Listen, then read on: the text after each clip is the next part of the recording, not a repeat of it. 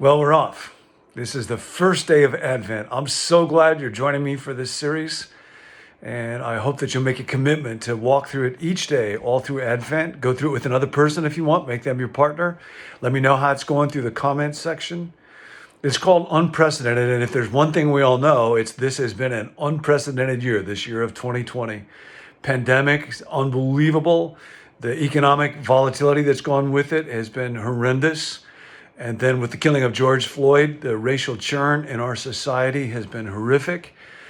And then the political upheaval this year has been unlike anything we've ever seen. This has been the unprecedented year. Except, of course, that it's not. As it turns out, the Spanish flu 100 years ago was way worse, killed like 50 million people.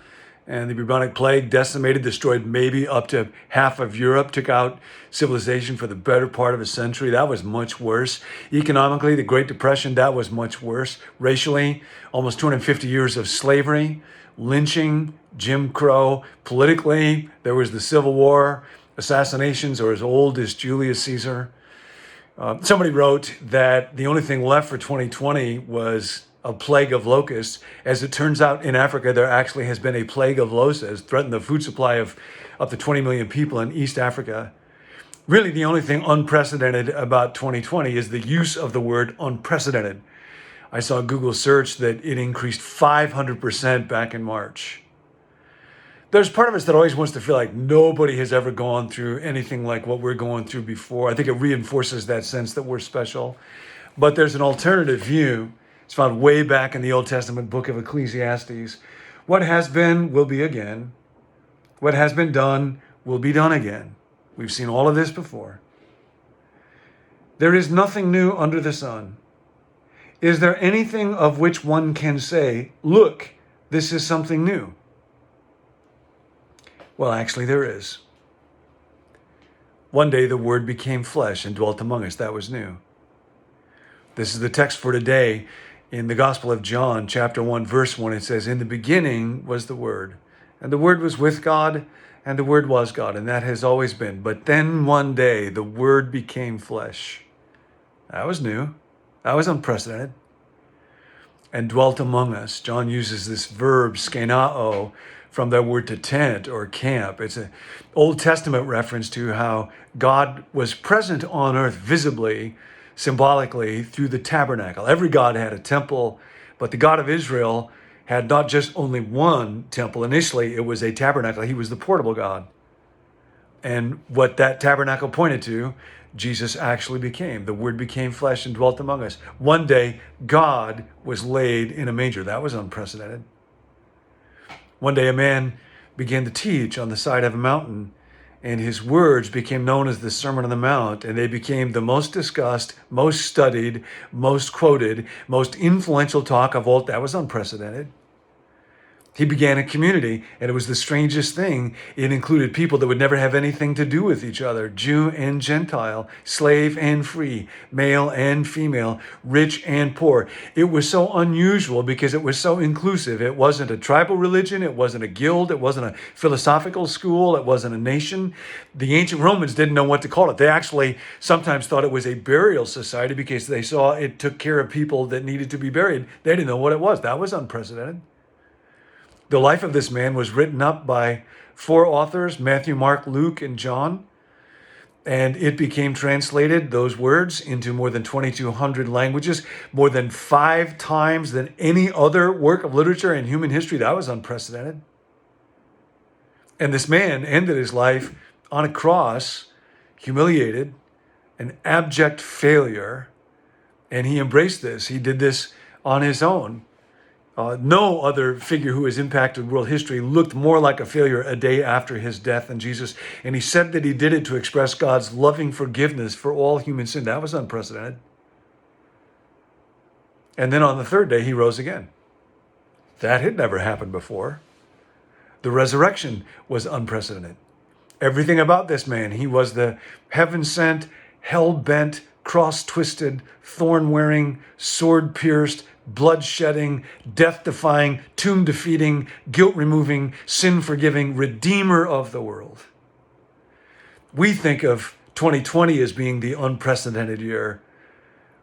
Why is it the year 2020? Where did that number come from? Well, because it has been 2020 years since he was born. When he was born, that was year one. Of whom else is that true? That was unprecedented. There is nobody else who had such impact on the world that human history is divided to before and after. Just this man. We think that this year is so unusual that it's all unprecedented, but Christmas is same old, same old. Actually, it's the other way around. Our troubles this year have been around for a long time.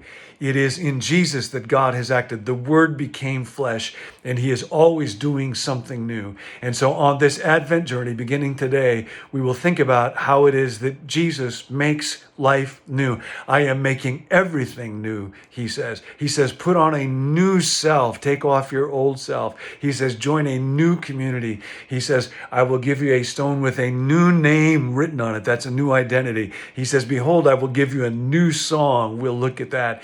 He came to issue a new commandment of love, to institute a new covenant, to take away your old stony heart and give you a new heart. That's why that little word re is so wonderful. He creates and then recreates. He deems, reflects, and then redeems. He makes and remakes. He forms and reforms. And He wants to do that for you. He wants to do that for me. So now, today, here's the thought that I want to invite you to take into this day.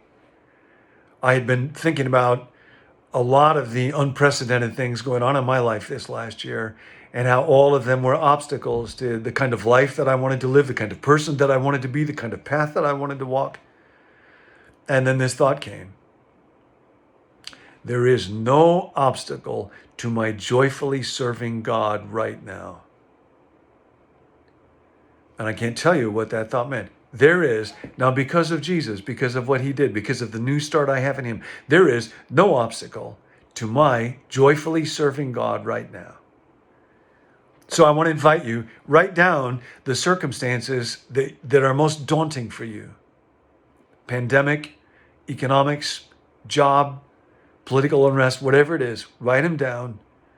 And then you live with this reality. There is no obstacle that can prevent me from joyfully serving God right now. And then do that today together with your friend Jesus.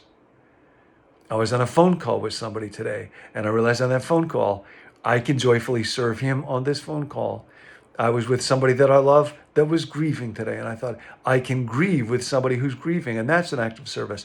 I was in a car for a while. I was driving on the freeway, and I thought, I can bless people all around me, all throughout the state of California, and lots of them really need blessing. I'm going to be taking a walk in a little while with a friend who's just facing some challenges.